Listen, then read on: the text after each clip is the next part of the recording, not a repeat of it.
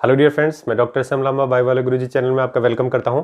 Friends, आज की class में मैं आपके लिए लेकर आया हूं ह्यूमन हेल्थ एंड डिजीजेज का 6th पार्ट, जिसके अंदर हम पढ़ेंगे helminth and fungal borne diseases, यानी ऐसी डिजीज जो हेलमिंथ यानी वर्म्स के थ्रू होती है और फंगस के थ्रू होती है। तो इनमें हम 3 डिजीजेज कवर करेंगे जो आपके सिलेबस में मेंशन है: ascariasis, filariasis and ring worm. तो फ्रेंड्स, क्लास स्टार्ट करने से पहले जल्दी से बायोलॉजी गुरुजी चैनल को सब्सक्राइब कर दें एंड बेल आइकन को दबा दें। ठीक है फ्रेंड्स, तो स्टार्ट करते हैं। तो देखिए, ये जो डिजीजेज हैं, ये इनमें जो फाइलेरियासिस है ये काफ़ी इंपॉर्टेंट है, इसके क्वेश्चन भी आते हैं। एनसीईआरटी में काफ़ी इसको वेटेज दिया गया है। लास्ट क्लास में हमने मलेरिया एंड अमीबियासिस डिस्कस किया, तो मलेरिया के अंदर जो काफ़ी कंसेप्चुअल थिंग्स थी जो मैंने आपको पूरा डिटेल में पढ़ाया है, वो काफ़ी इंपॉर्टेंट क्लास है। तो आप उसको उम्मीद है जल्दी से आपने तैयार कर लिया होगा। तो देखिए, आइए स्टार्ट करते हैं। फर्स्ट जो डिजीज है, जो हेलमिंथ बोर्न डिजीज है, मीन्स वर्म्स के थ्रू हो रही है, एस्केरियासिस। एस्केरियासिस जो एक ऐसा डिजीज है जो एस्केरिस का आपने नेम सुना होगा। वर्म्स होते हैं जो ह्यूमन इंटेस्टाइन के अंदर एक पैरासाइट के फॉर्म में प्रेजेंट होते हैं। तो फ्रेंड्स, ये जो डिजीज है ascariasis, this disease is caused by a pathogen called round worm, यानी इनको हम राउंड वर्म बोलते हैं। एनिमल किंगडम जब पढ़ते हैं तो उसमें बताते हैं कि सब जो राउंड वर्म है वो वैसे तो सिलेंड्रिकल शेप में यानी इस तरीके से होते हैं, बट इनका जब टीएस देखते हैं यानी इसका ट्रांसफर सेक्शन देखते हैं तो ये यानी इनका आप कह सकते हैं ये इस तरीके से सर्कुलर यानी राउंड सर्कुलर दिखते हैं। यानी जैसे ये पेन है तो इसको आप ऐसे ट्रांसफर सेक्शन काटेंगे तो इस तरीके का दिखेगा, तो इसलिए इनको क्या बोलते हैं? Round worm. Hence they are called round worm. तो राउंड वर्म एक कॉमन नेम है इसके लिए, राउंड वर्म। एंड ये स्पेशली जो राउंड वर्म है इसका जो बायोलॉजिकल नेम है, यानी which round worm cause the ascariasis, तो नेम देखिए एस्केरिस लम्ब्रिकॉइडिस। एस्केरिस लम्ब्रिकॉइडिस ये स्पीसीज है लम्ब्रिकॉइडिस जो एस्केरियासिस कॉज करती है। और ये जो पैरासाइट है, एस्केरियासिस क्या है? एक पैरासाइट है। और ये पैरासाइट कहाँ रहता है, मीन्स कहाँ हमारी बॉडी के अंदर कहाँ पर ये इन्फेक्शन कोज करेगा? तो बोले in small intestine of human beings, specially human का जो स्मॉल इंटेस्टाइन है उसमें ये इन्फेक्शन कोज करता है। तो देखिए, ये एस्केरिस जो है एक वर्म है और ये वर्म के थ्रू ये डिजीज हो रहा है, इसलिए हम इसको वर्म बोर्न या फिर आप हेलमिंथ डिजीज बोल रहे हैं। और ये एक राउंड वर्म है, इसका बायोलॉजिकल नेम आपको याद रखना है। और साथ में इसका जो टारगेट साइट है, मीन्स कहाँ पर ये इन्फेक्शन कोज करता है, तो बोले स्मॉल इंटेस्टाइन में एज ए पैरासाइट ये लिव करते हैं, वहां रहते हैं। तो इस तरीके से अब ये एज ए पैरासाइट रहेगा तो आपको पता है कुछ ना कुछ प्रॉब्लम करेगा। लेकिन ये पैरासाइट वहां पहुंचा कैसे, यानी ये इंटेस्टाइन तक कैसे पहुंचा? तो इंटेस्टाइन के अंदर तो पहुंचने का एक ही रास्ता है और वो है कंटामिनेटेड फूड एंड वाटर, या फिर जो भी फ्रूट्स वगैरह हम खाते हैं उनके थ्रू। तो हम कह सकते हैं through the contaminated water, vegetable and fruits. भाई, कंटामिनेटेड वाटर हो तो उसके थ्रू भी पहुंच सकता है, वेजिटेबल्स के थ्रू भी एंड फ्रूट्स के थ्रू भी। तो यहाँ पर ये जो थिंग्स हैं, इनको अगर ये कंटामिनेटेड हो, अगर हाइजेनिक कंडीशन मेंटेन नहीं होती है और फ्रूट्स वगैरह, वेजिटेबल्स और वाटर अगर कंटामिनेटेड है, तो ये वर्म है हमारी बॉडी तक यानी इंटेस्टाइन तक पहुंच जाता है और स्पेशली स्मॉल इंटेस्टाइन के अंदर जाके ये चिपक जाता है, वहां रुक जाता है। यानी आप ऐसे इमेजिन कर सकते हैं कि मान लीजिए ये स्मॉल इंटेस्टाइन का कोई पार्ट है और आपका जो वर्म है यानी जो एस्केरियासिस है वो कैसा है, वो इस तरीके से यहाँ पर ऐसे स्टिक हो गया है, चिपक गए हैं ऐसे इंटेस्टाइन की वॉल से, ऐसे मान लीजिए। और अब यहाँ पर ये इंटेस्टाइन की वॉल से ऐसे चिपके हुए हैं, तो जो भी न्यूट्रिशन पास होगा यानी यहाँ से जो फूड पास होगा उस फूड से ये अपना न्यूट्रिशन लेते रहेंगे, डाइजेस्टेड फूड से अपना न्यूट्रिशन लेते रहेंगे। और साथ में क्या करेंगे, तो ये जो वर्म्स है यानी जो एस्केरिस है वो इस तरीके से स्मॉल इंटेस्टाइन में होगा और फूड से अपना न्यूट्रिशन लेते रहेंगे, साथ में ब्लड सक करेंगे।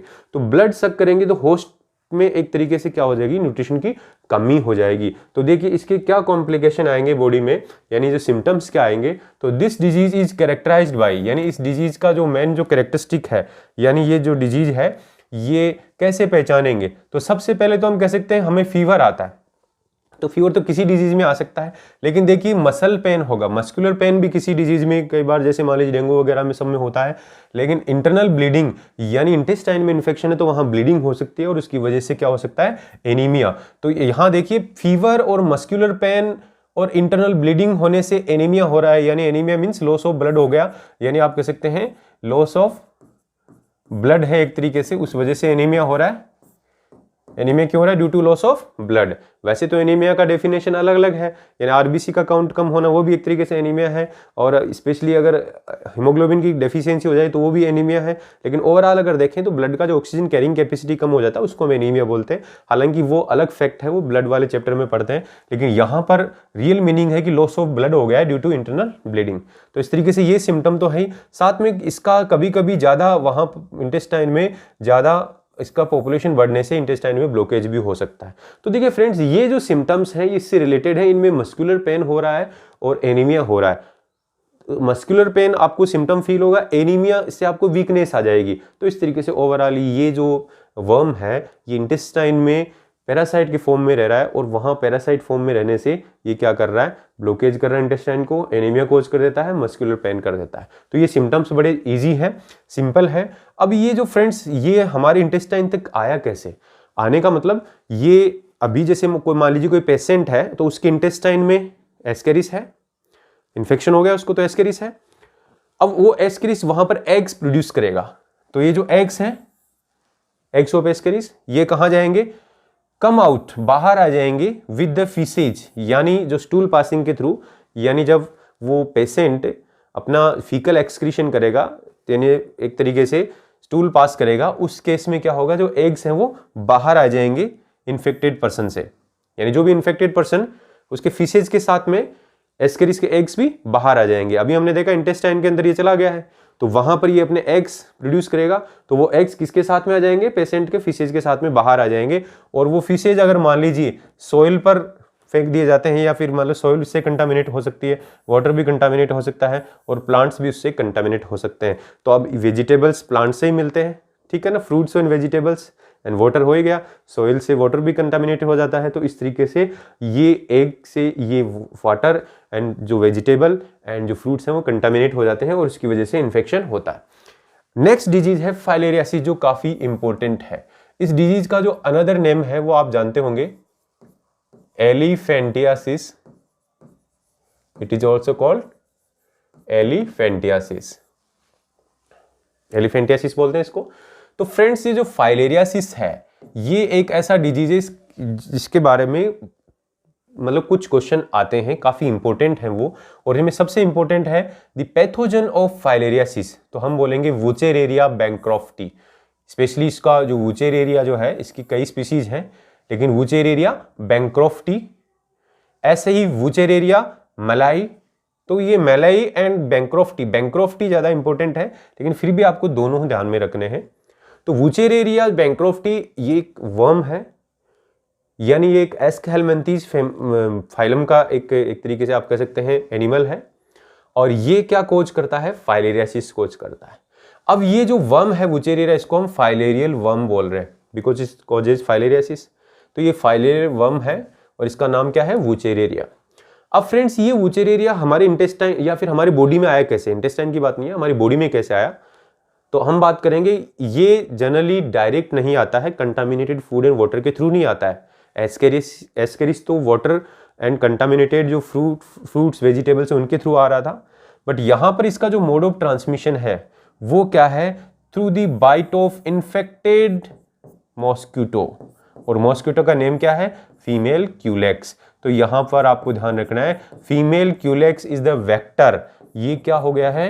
It is a vector for this disease, यानी इस डिजीज को स्प्रेड करने वाला एक फैक्टर है ये, इसको हम वेक्टर बोलेंगे, बिकॉज ये इन्फेक्टेड है और किसी हेल्दी पर्सन को बाइट करेगा, तो इस मॉस्किटो ने जैसे ही बाइट किया तो ये जो वुचेरेरिया है उसके ब्लड में एंटर कर जाएगा, बॉडी में एंटर कर जाएगा। तो फ्रेंड्स, यहाँ पर फाइलेरियासिस जो है वो डायरेक्टली नहीं है, वेक्टर बोर्न डिजीज है ना, ये फूड एंड वाटर कंटामिनेशन से नहीं होता है। तो ये एक डिफरेंस है, और स्पेशली इसका क्वेश्चन भी आता है कि कॉजिटिव एजेंट या फिर पैथोजन ऑफ फाइलेरियासिस, तो हम बोलेंगे वुचेरेरिया, बट वेक्टर यानी जो मोड ऑफ ट्रांसमिशन का जो आप कह सकते हैं किसके थ्रू होता है, तो वो क्या है? Female Culex mosquito. तो ये दोनों ही आपके लिए इंपॉर्टेंट है। अब देखिए इस डिजीज में क्या सिम्टम आएंगे, तो सिम्टम को जानने से पहले ऐसे समझ लीजिए कि ये जब फाइलेरियल वर्म यानी वुचेरेरिया मॉस्किटो के थ्रू हमारी बॉडी में एंटर कर जाता है, तो उस टाइम क्या होता है? ये एंटर करने के बाद में हमारी बॉडी के अंदर ये किसी पर्टिकुलर पार्ट को जाके इन्फेक्ट करेगा, और स्पेशली लिम्फेटिक वेसल्स होती हैं उनको इन्फेक्ट करता है। तो लिम्फेटिक वेसल्स, आप जानते हैं पूरा लिम्फेटिक सिस्टम आपने पढ़ा होगा 11th क्लास में। तो जो लिम्फेटिक जो वेसल्स हैं वो इन्फेक्टेड हो जाती हैं।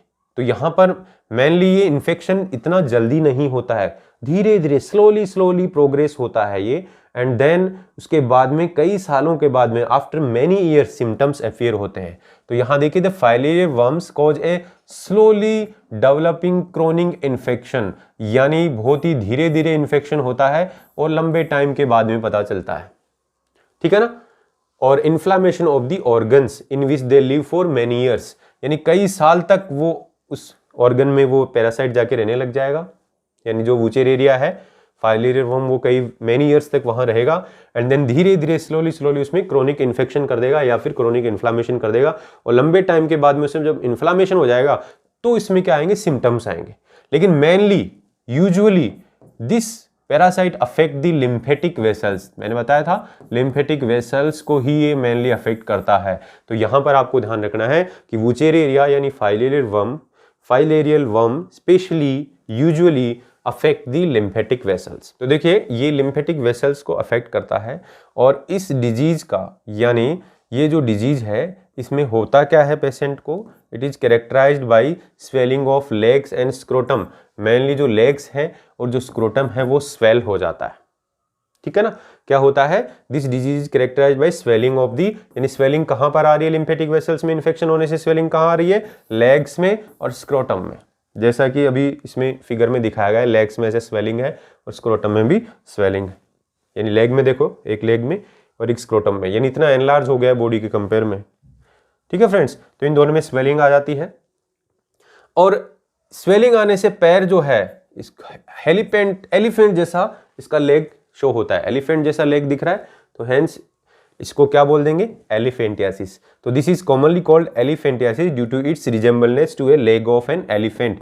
एलिफेंट जैसा पैर यानी लेग दिख रहा है, इसलिए इसका नेम हो गया एलिफेंटियासिस, ठीक है ना फ्रेंड्स। तो इस तरीके से आप कह सकते हैं एलिफेंट के लेग से सिमिलरिटी है, इसलिए इसको एलिफेंटियासिस बोल रहे हैं। और जो जेनिटल ऑर्गन्स हैं also often affected resulting in gross deformities, genital organ जो है उनके अंदर भी इसका इफेक्ट हो सकता है, और उनमें भी डिफॉर्मिटी आ सकती है, उनमें भी कुछ चेंज आ सकता है। तो फ्रेंड्स यहाँ देखिए इस फिगर के अंदर आप देखेंगे, यहाँ आपको दिख रहा है कि ये जो लेग है वो स्वेल हो गया है, स्क्रोटम स्वेल हो गया है।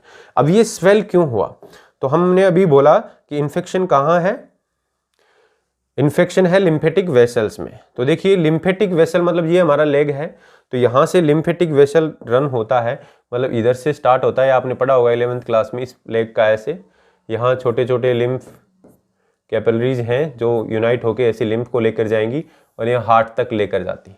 ऐसे आर्म से भी आता है, ऐसे ही ऊपर से भी लिम्फ आता है, ऐसे इस आर्म से भी आता है, ठीक है ना, हर जगह से बॉडी से लिम्फ आएगा, और ऐसे इस लेग से भी लिम्फ ऐसे जा रहा था। मैंने यहाँ एक ब्रीफ में बता रहा हूँ कि इस तरीके से इस लेग से भी क्या लिम्फ है वो जाता है। तो लिम्फ क्या है, एक तरीके से एक टिश्यू फ्लूइड है, और एक ड्रेनेज, एक तरीके से आप कह सकते हैं एक ड्रेन आउट फ्लूइड है टिश्यूज का, जो ड्रेन होता है इन लिम्फेटिक वेसल से और वापस जाके ब्लड में मिल जाता है। ये लिम्फेटिक सिस्टम में आपने बहुत अच्छे से पढ़ा होगा।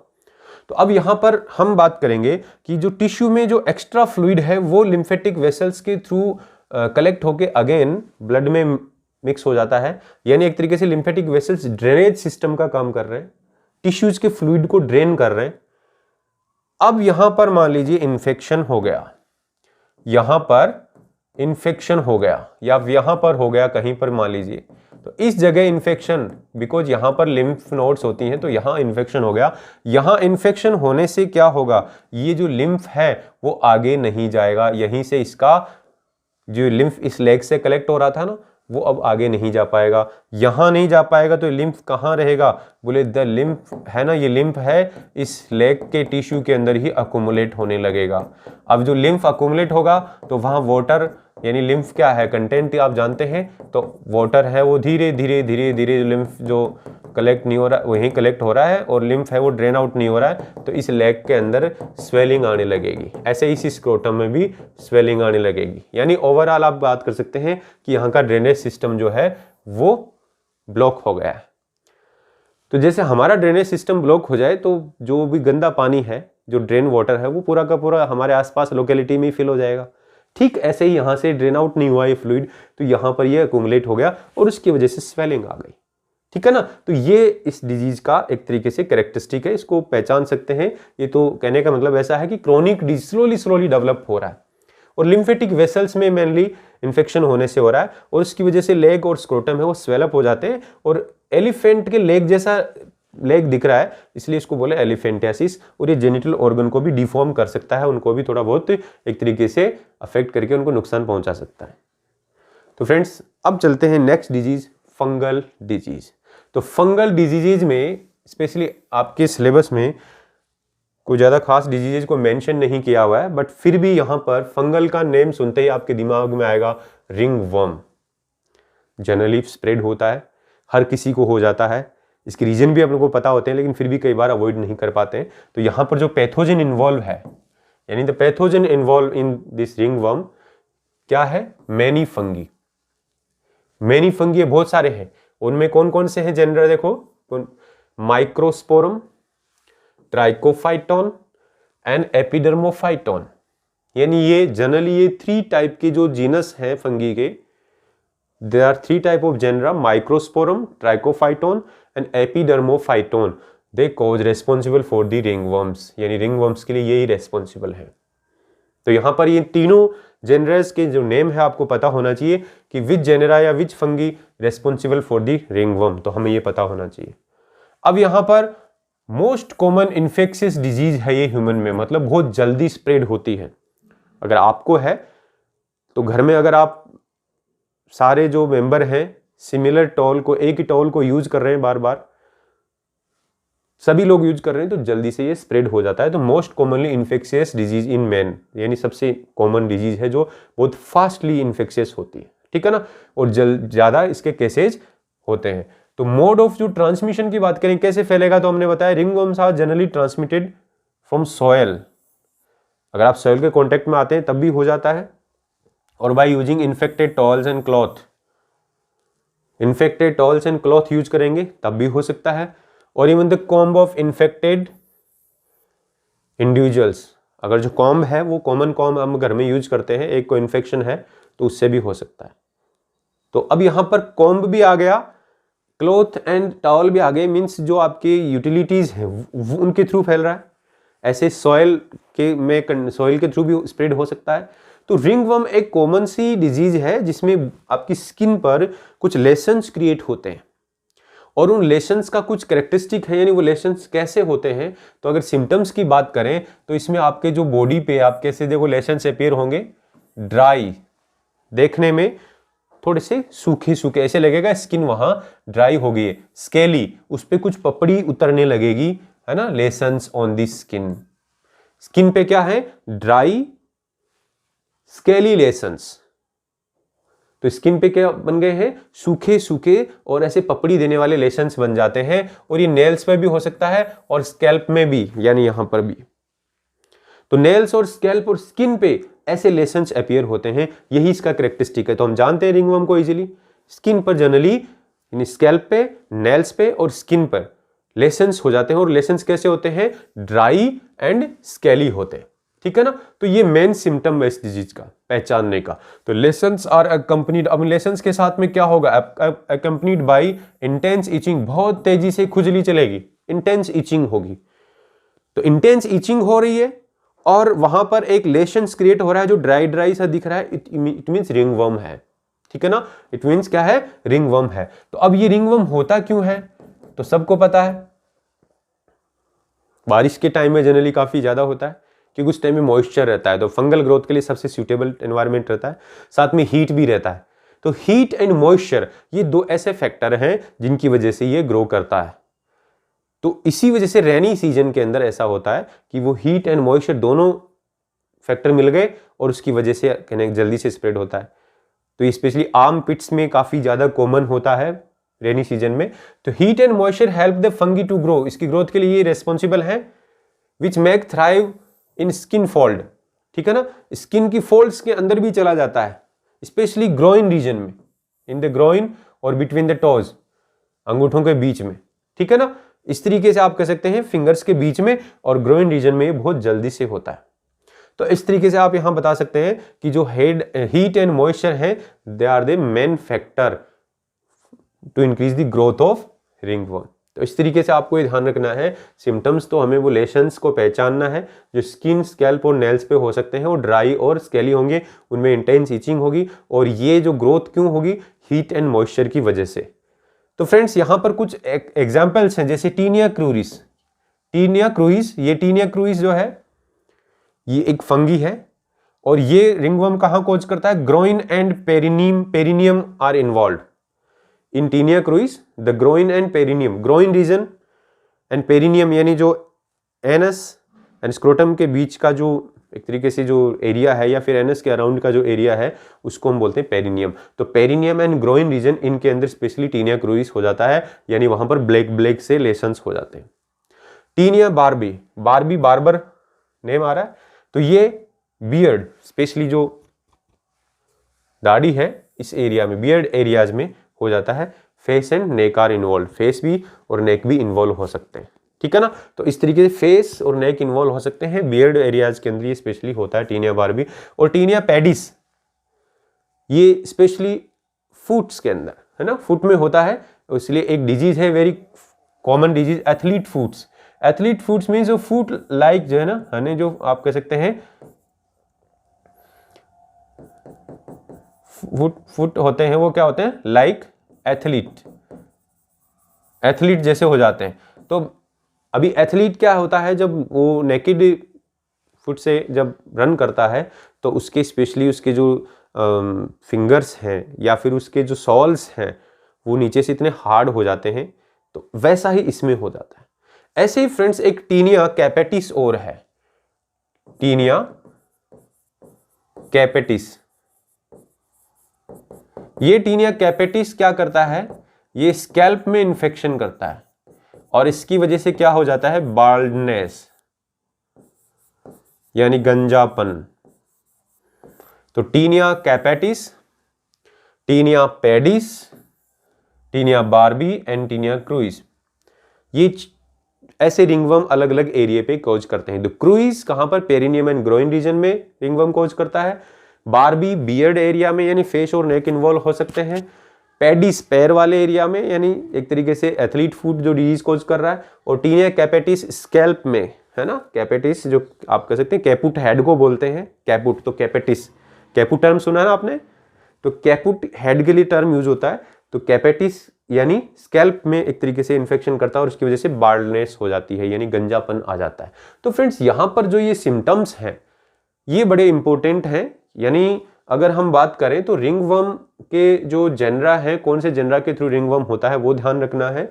मोड ऑफ ट्रांसमिशन तो जनरली आपको पता है कॉमन है, और ये जो 4 टाइप के मैंने जो फंगी बताया कि कौन से एरिया में कौन सा रिंगवर्म कोज करते हैं, तो ये इस तरीके से आपको ध्यान में रखना है।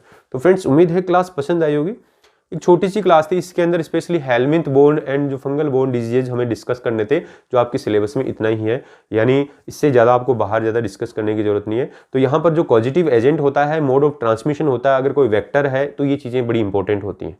साथ में कोई ऐसे साइन सिम्टम या फिर कोई स्पेशली आप कह सकते हैं कोई ऑर्गन इन्वॉल्व है तो उसका नेम आपको ध्यान रखना है। तो स्पेशली यहाँ पे फाइलेरियासिस जो डिजीज है वो काफ़ी इंपॉर्टेंट है, फाइलेरियासिस काफ़ी ज़्यादा इंपॉर्टेंट है। फाइलेरियासिस का जो क्वेश्चन भी आते हैं तो इसलिए इस पर ध्यान देना आपको।